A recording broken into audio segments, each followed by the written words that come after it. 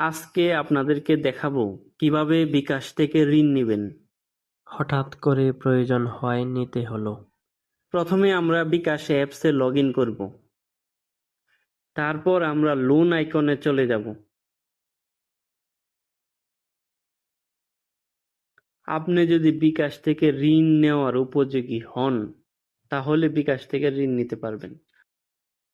এখানে আপনাকে দেখাবে আপনি কত টাকা ঋণ নিতে পারবেন। আমি এখান থেকে 20,000 টাকা ঋণ নিতে পারবো। আগে 50,000 টাকা পর্যন্ত নিতে পারতাম, কিন্তু এখন বিকাশে কম ব্যবহার করায় লিমিট কমিয়ে দিয়েছে। তারপর গেট এ লোনে ক্লিক করতে হবে।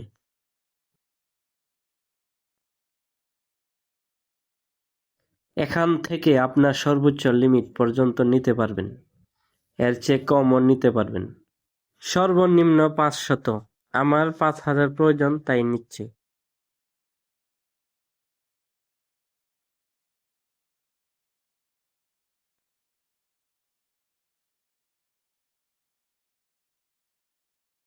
লোন নিতে যেটা প্রয়োজন সেটা হচ্ছে প্রসেসিং ফি।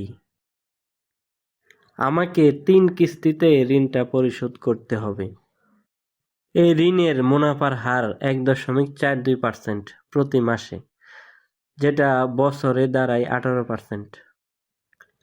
আমি যদি কিস্তি আকারে এই ঋণ পরিশোধ করি তাহলে আমাকে 139 টাকা 13 পয়সা মুনাফা দিতে হবে।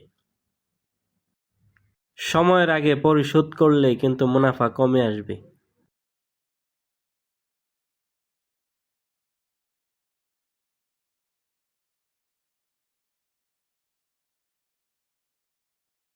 প্রসেসিং ফি এর টাকা কম দিচ্ছে, আর লোনটি পাচ্ছেন সিটি ব্যাংক থেকে।